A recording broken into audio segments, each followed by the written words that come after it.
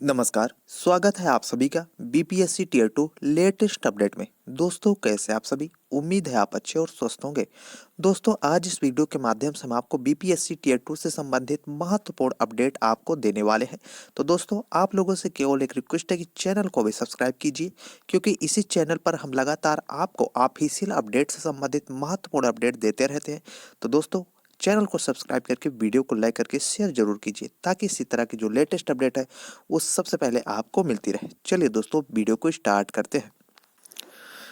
दोस्तों, BPSC tier 2 में जैसा आप सभी अभ्यर्थियों को मालूम होगा कि लगातार काउंसलिंग प्रक्रिया प्रारंभ है और काउंसलिंग प्रक्रिया कुछ अभ्यर्थी को हो चुकी है। लेकिन ऐसे में बीपीएससी टीयर 2 में के पाठक सर के द्वारा नया आदेश जारी हुआ है।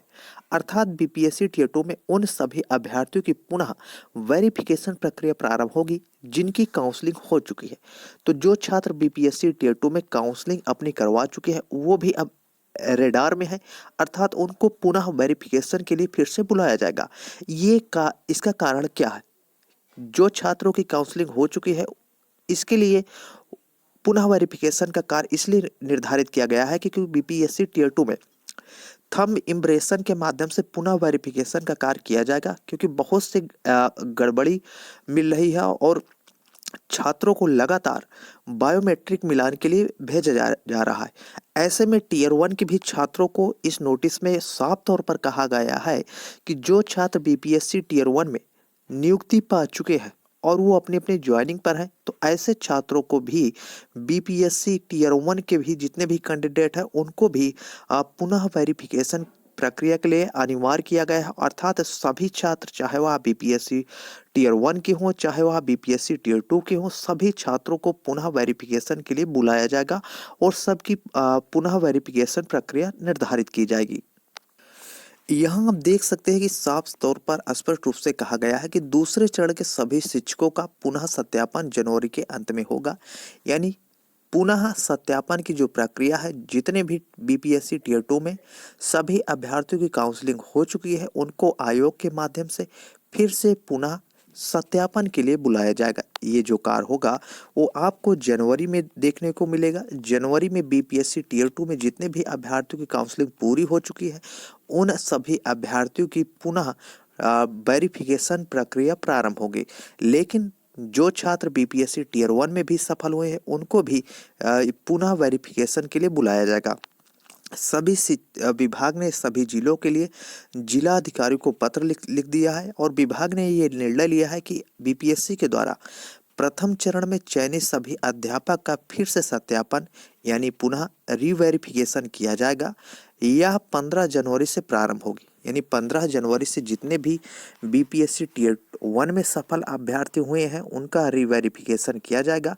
रीवेरिफिकेशन प्रक्रिया में आपका जितने भी डॉक्यूमेंट आपने लगाए थे नियुक्ति में, उन सभी डॉक्यूमेंट का सत्यापन किया जाएगा और आपके आधार कार्ड का मूल रूप से सत्यापन किया जाएगा। आधार कार्ड में जैसे आपका नाम हो गया, एड्रेस हो गया, मोबाइल नंबर हो गया और फोटो। अगर आपने 6 माह के अंदर किसी भी प्रकार की उसमें छेड़खानी की है तो आप बीपीएससी टीयर 1 के हों चाहे बीपीएससी टीयर 2 के छात्र हैं, आप रेडार में हैं। ये महत्वपूर्ण नोटिस सभी जिले को जारी की गई है और सभी अभ्यर्थियों को ये ध्यान देना चाहिए कि अब आयोग सख्त हो चुका है और सभी अभ्यर्थियों की रीवेरिफिकेशन प्रक्रिया का जो कार्य है वो आपको जनवरी में देखने को मिल सकता है। इस दौरान मुख्य रूप से अंगूठे के निशान और आधार कार्ड से जुड़ी जानकारी का सत्यापन होगा। इस आशय की चिट्ठी शिक्षा विभाग के अपर मुख्य सचिव के पाठक ने सभी जिला अधिकारियों को जारी कर दी है। चिट्ठी में कहा गया है कि सत्यापन के दौरान बीपीएससी की वेंडर मशीन से अंगूठे का मिलान किया जाएगा।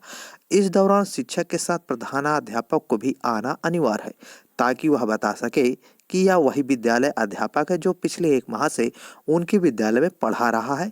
और बीपीएससी की मशीन में स्टोर किए गए अंगूठे के निशान से उस अध्यापक के अंगूठे का निशान भी मिलाया जाएगा और साथ ही साथ अध्यापक के आधार कार्ड पर दिए गए क्यूआर कोड को भी स्कैन किया जाएगा। अगर उसके आधार कार्ड में क्यूआर कोड का जो सत्यापन का कार्य है उसमें किसी भी प्रकार की कोई हस्तक्षेप हुआ तो हो सकता है बीपीएससी टीयर 2 हो या टीयर 1 में, तो छात्रों को बाहर किया जाएगा।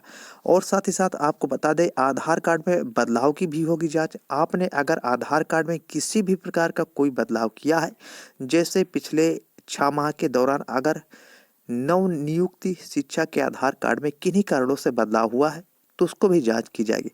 इस मामले में जरूरी दिशा निर्देश भी जारी किया गया है और निर्देश में कहा गया है कि अनिवार्य रूप से काउंसलिंग में आने वाले सभी अभ्यर्थियों के आधार में किए गए बदलाव को देखें और संतुष्ट हों कि वह गड़बड़ी तो नहीं है। अधिकारी आदेश में साफ कहा गया है कि आपको ऐसा लगे कि हाल में 6 महीने में अभ्यर्थी ने अपना नाम फोटो बदला है तो ऐसे मामले को संदेह स्थिति देखा जाए और उनकी काउंसलिंग को स्थगित किया जाए। दरअसल विभाग के पास ऐसे कई मामले आए हैं जिसमें अभ्यर्थियों ने नियोजन की कवायद के दौरान आधार में फोटो बदलकर विभाग को गुमराह किया है। अब वो सभी अभ्यर्थी जो विभाग को गुमराह कर रहे हैं और लगातार फर्जीवाड़ा कर रहे हैं, ऐसे सभी अभ्यर्थियों को बीपीएससी के माध्यम से बाहर किया जाएगा। ये नोटिस आप देख सकते हैं जिसमें साफ तौर पर के पाठक सर के द्वारा अपर मुख्य सचिव के द्वारा जारी की गई है, जिसमें कहा गया है कि हाल ही में 18 दिसंबर 2023 के बाद प्रत्येक जिले में रैंडमली लगभग 4000 अध्यापक को रीवेरिफिकेशन के लिए बुलाया गया। यानी रीवेरिफिकेशन की प्रक्रिया 18 दिसंबर को हुई थी, जिसमें बीपीएससी टीयर 1 के जितने भी अभ्यर्थी थे उनमें से 4000 अभ्यर्थियों को रीवेरिफिकेशन के लिए बुलाया गया। और फिर जैसे ही रीवेरिफिकेशन की प्रक्रिया हुई तो जितने भी ज्वाइनिंग वाले अभ्यर्थी थे उनमें से लगभग 4 से 5 ऐसे अभ्यर्थी रीवेरिफिकेशन के दौरान मिले जो फर्जीवाड़ा किए थे, यानी अपना आधार, नेम और एड्रेस बदलकर ज्वाइनिंग पाए थे। तो ऐसे में अब लगातार बीपीएससी टीयर 2 हो चाहे बीपीएससी टीयर 1 है, सभी अभ्यर्थियों को रेडार में लिया गया है और सभी अभ्यर्थियों को बीपीएससी के माध्यम से पुनः रीवेरिफिकेशन के लिए बुलाया जाएगा और बीपीएससी टीयर 2 हो या टीयर 1 सभी अभ्यर्थियों को स्टोर थंब इम्प्रेशन के माध्यम से काउंसलिंग हो गई है। तो उन सभी अभ्यर्थियों को डॉक्यूमेंट सत्यापन का कार्य किया जाएगा। सबसे पहले जो आपका डॉक्यूमेंट का सत्यापन का कार्य है वो आधार कार्ड को क्यूआर कोड से स्कैन किया जाएगा। अगर आपने आधार कार्ड में किसी भी प्रकार का कोई बदलाव किया है तो वो क्यूआर कोड के माध्यम से आपकी जानकारी दे देगा। दूसरा जो सत्यापन का कार्य है वो एम आधार के माध्यम से होगा। एम आधार के माध्यम से आपको रीवेरिफिकेशन किया जाएगा जिसमें आपकी हिस्ट्री को देखा जाएगा। अगर आपने हिस्ट्री यानी आधार, नाम, एड्रेस किसी भी प्रकार का कोई परिवर्तन किया है तो आप बीपीएससी टीयर 2 हो या टीयर 1 सभी अभ्यर्थी रेडार में होंगे। ये सभी जिलों को नोटिस जारी की गई है और सभी अभ्यर्थियों को ये कहा गया है कि जितने भी फर्जीवाड़े वाले अभ्यर्थी हैं अब वो पकड़े जरूर जाएंगे।